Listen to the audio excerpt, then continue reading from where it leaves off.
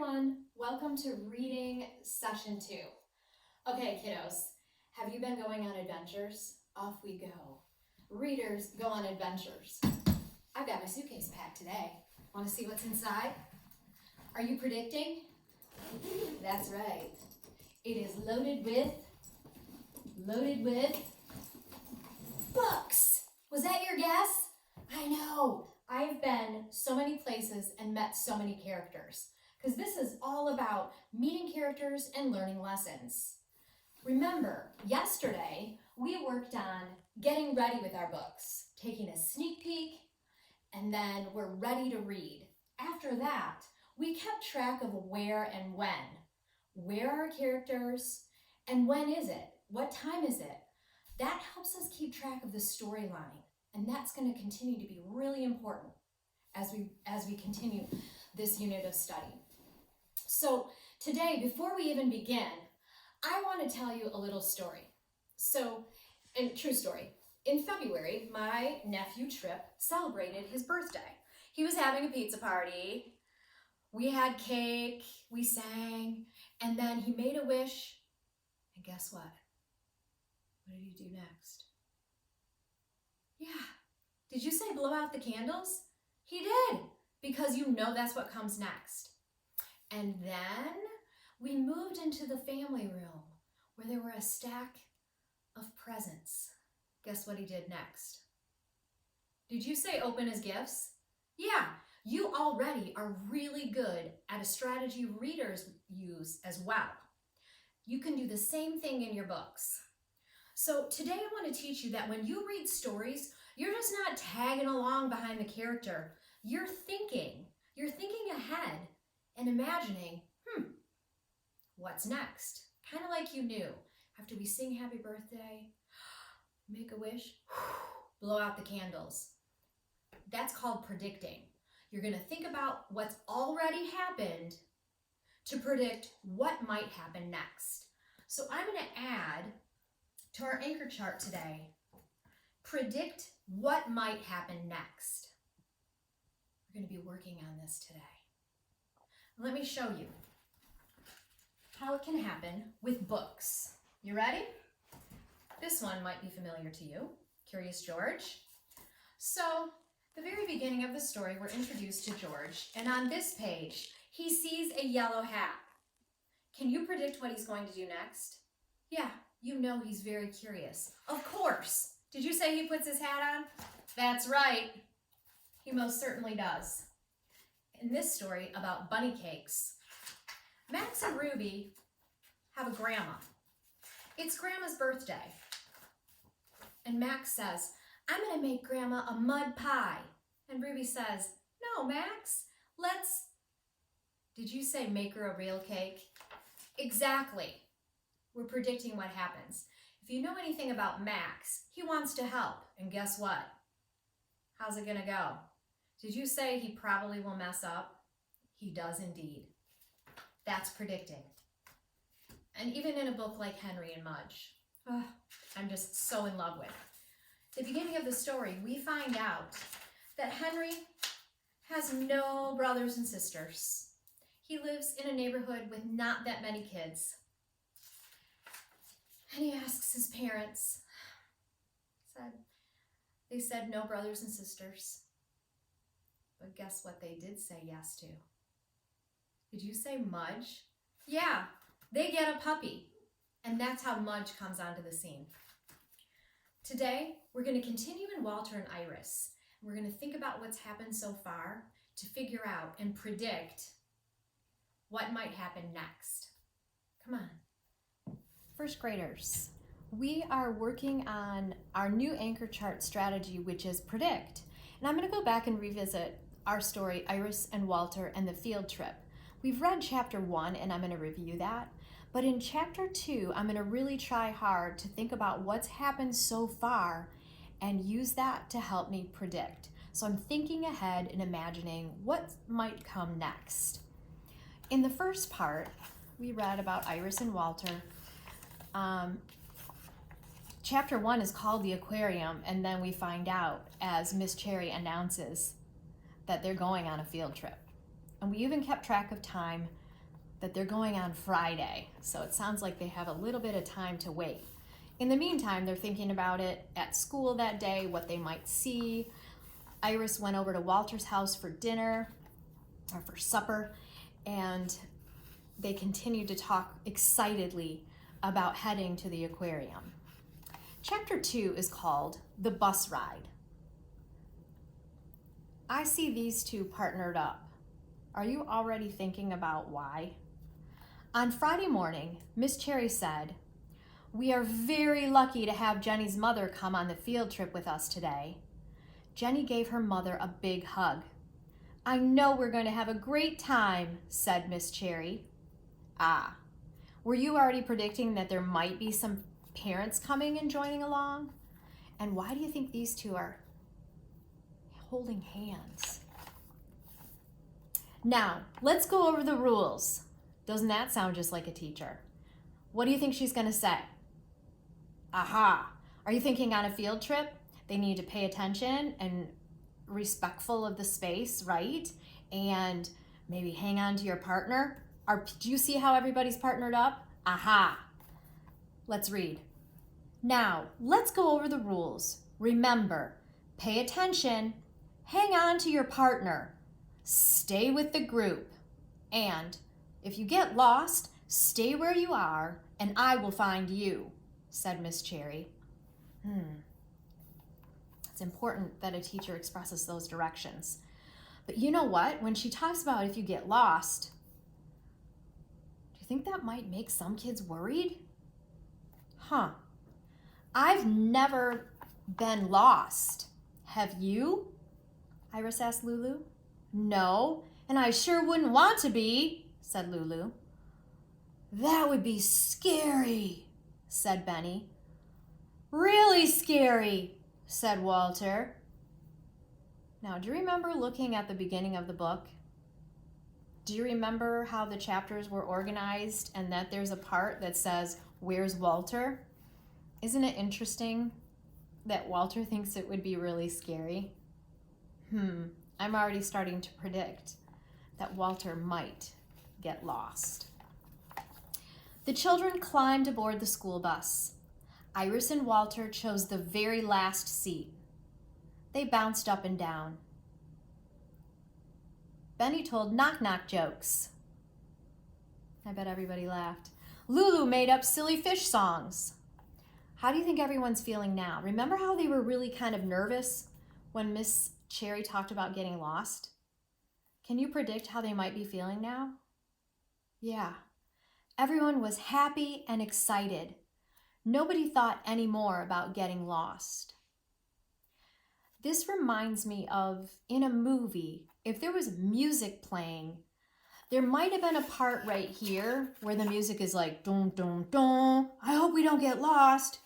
And then this part might be like, do-do-do-do-do-do-do-do-do, kind of happier music. We're going to do a little experiment. I'm going to have you listen to some music and think about how you're feeling with each little part. So just close your eyes for a moment. I'm even going to move the book out of the way. There's nothing here. I want you to just close your eyes and listen for a moment.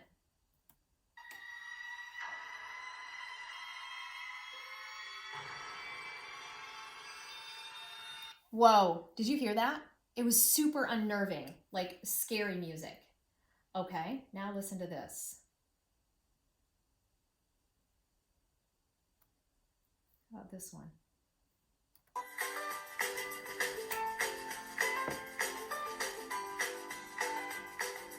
Did you get a little do-do-do? I started like kind of moving and jiggling around in my seat because I'm so excited about that music.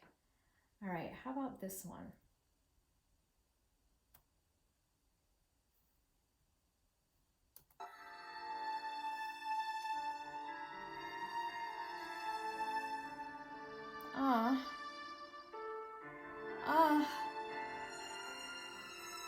Oh my gosh, did you get really sad right there?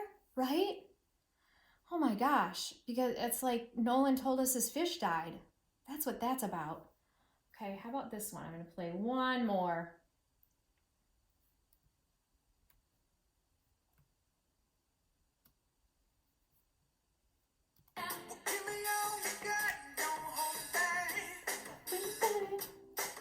Yeah, that's sheer happiness. Okay, I want you to use that same idea as I look at this book, George and Martha, because I'm going to use that kind of pretending like if there was music playing, what it would be like. I'm doing a sneak peek first. The name of the story is called George and Martha, One More Time. It's by James Marshall. Here's a clue.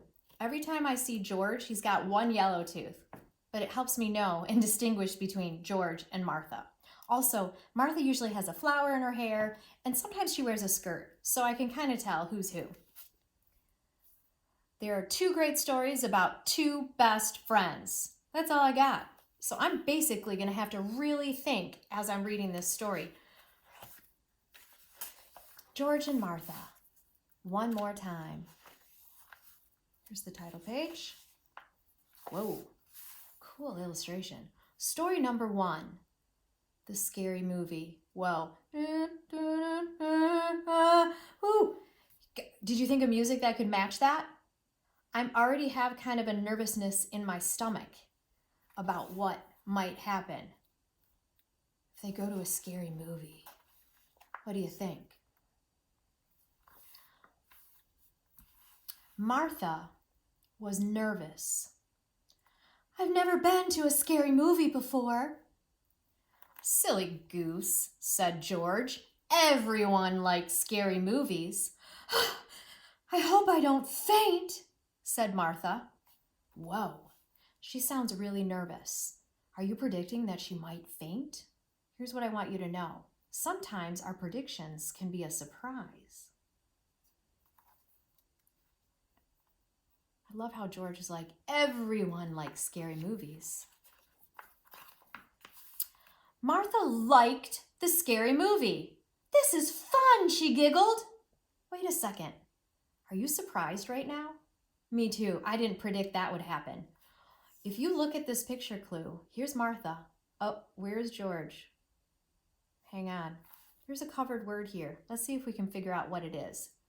Martha blank, some word, that George was hiding under his seat.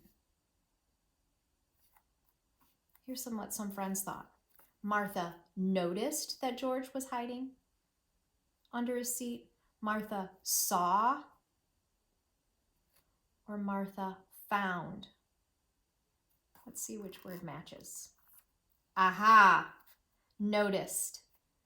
If you want to practice doing covered word at home, this could be really fun. Some of you are really great at finding words that are maybe tricky, but you have to really think about what makes sense. So Martha noticed that George was hiding under his seat.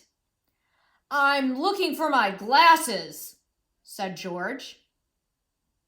You don't wear glasses, said Martha. I think right here, there would be kind of like silly music because it seems so silly that George is looking, and I think Martha knows he's not really looking for his glasses. Are you thinking what I'm thinking? Yeah, guess who's scared? When the movie was over, George was as white as a sheet. Have you ever been so nervous or scared that you just kind of get pale? This is what's happened to George. He's pretty spooked. Hold my hand, George said to Martha. I don't want you to be something walking home. Scared, alone, worried, sad, afraid? I don't want you to be afraid walking home. Okay, George is telling Martha, hold my hand. I don't want you to be afraid. Martha says, thank you. Do you think the silly music might continue right here? Because guess who's really scared? Yeah. This is what I want you to do. When you are reading today, I want you to look in your book and predict and think ahead of what might come next. First grade friends, here is your task today related to predicting and that musical sense of I have a feeling. I want you to use sticky notes to track those feelings and thoughts and maybe some of your predictions. So for instance, as I was reading through George and Martha, on this page, I was feeling a little bit nervous. So you might do a nervous face like, whoa, like yikes, because Martha's like, I might faint. And this will help me when I tell my friends about it too. I'd be like, yeah, I was like nervous on that page. And then when I got to this page and I saw that it was George hiding, I was feeling like this. I was feeling pretty surprised, like what? I can't believe it. And then when it got to page 10 and 11, when George was like, he was telling Martha, hold my hand. I don't want you to be afraid. I thought that part was so silly. So I'm almost kind of like doing emojis. So I might do like a winky face of like, yeah, wink, wink, because this part was really silly. George was the one that was afraid and not Martha. I want you to use sticky notes to mark your pages today as you were predicting and having a feeling, a sense of like what might come next. That's your task today because readers predict. Readers, let's return to our anchor chart. Today we worked on predict what might happen next because we know that readers use the storyline to predict. And then I modeled in the George and Martha book what I would like you to do today. It's going to be on our partner anchor chart and looking like this. So yesterday we talked about doing a retell. Today, I want you to think ahead. What might happen next? And be ready to tell your friends how you predicted what might happen next in thinking about the storyline. That's our task today. Think ahead. What might happen next? You can use sticky notes to show us how you were thinking or feeling on those pages.